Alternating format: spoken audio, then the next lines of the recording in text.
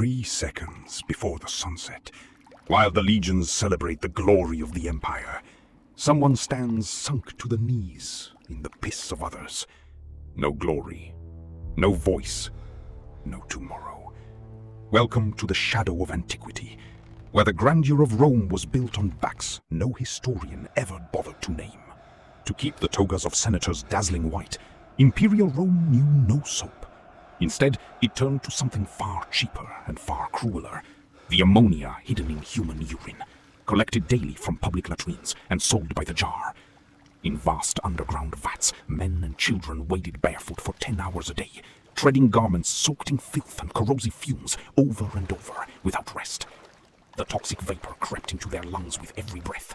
The liquid itself ate away at the skin of their legs, leaving sores that never fully healed. Children worked beside grown men because their smaller feet could reach into narrow corners of the vats that adults could not. This was a slow death sentence, paid in monthly wages of almost nothing, so that a patrician could walk into the forum in a toga white enough to match his pride. In the courts of Rome and of Persia, power and paranoia were never far apart. A king who could command armies could not always trust the hand that poured his wine. Every mouthful of roasted meat, every golden cup, could carry hemlock, arsenic, or a poison with no name at all. And so the office of the royal taster was born, not a position of honor, but a sentence disguised as a privilege. He was not a servant like the others. He was a man condemned to live every single meal as if it might be his last, because it very well could be. Seated only a few feet from his master, close enough to see the jewels on the king's fingers, he had to chew and swallow before anyone else was allowed to eat. Then came the waiting. Long, silent minutes counted in heartbeats, watching for the first tremor, the first flush of the wrong color across his own skin, while behind him the feast rolled on, laughter and music and the clatter of golden dishes, utterly indifferent to whether he lived through the hour. The great cities of the ancient world grew far faster than their sewers ever could. Rome alone housed hundreds of thousands of people, stacked into towering, crumbling tenements called insulae, and beneath those buildings, waste accumulated by the ton in pits that no engineer had ever properly designed. Someone had to go down into that darkness. The Stercorarius descended at night, by torchlight, into shafts barely wide enough for a grown man's shoulders, working with nothing but their bare hands and rope. There was no air down there worth breathing twice. Pockets of methane gas built invisibly in the black, waiting for a spark, or simply waiting to steal the breath from a man's lungs without warning. A single misstep on the slick stone, a single wave of dizziness at the wrong moment, and a worker could drown in filth no one would ever go looking for him in. He climbed back out before dawn, loaded the cart, and vanished into the city before the senators he served ever opened their eyes.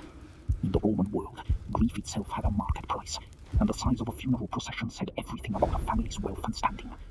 So families who could afford it hired professional mourners, the Praefica, women paid by the hour to perform a sorrow they had never actually felt. They walked at the head of the procession for a stranger they had never met, screaming, tearing at their own hair, dragging her fingernails down her cheeks until the ash and coal ran with real tears. Whether those tears were genuine or not hardly mattered to anyone watching. The louder the wailing, the more visible the anguish on her face, the more prestige it reflected onto the grieving family walking behind the bier. The Generator series, found quietly beneath the pyramids. Or Iconiums, the world could never live without. The million viewer walls, egg wars, packs tested, blackout edition, chasers, cover-ups, planetary heroes, holidays, expiration dates, breakout friends, sex friends, degree chasers, the 4th chasers, the 5th chasers, the 6th chasers, the 7th chasers, the 8th chasers, the 8th chasers, the 8th chasers, the 8th chasers. By the ammonia, by a trembling hand, by the man who vanished, by the woman paid to scream, by the nameless fighter. For royal news, inscribe yourself today.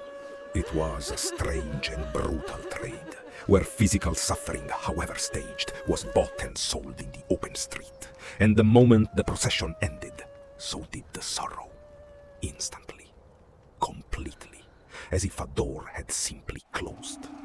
Beneath the Flavian amphitheater, in tunnels the sunlight never reached, another man waited in silence for a death that was very likely his own. He was called the Supposititius, the substitute, and his entire purpose was grim in its simplicity. The moment a gladiator fell in the arena above, wounded past fighting or already dead, this reserve fighter would be sent up in his place instantly to keep the show moving for a crowd that had paid to see blood and would not tolerate an empty pose.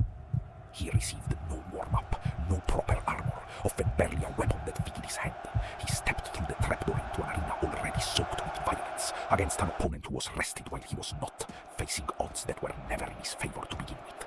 He was not there for glory. He was there because the spectacle itself could never be allowed to stop, not even for a moment, not even for a man's life. The Empire was not built by swords alone.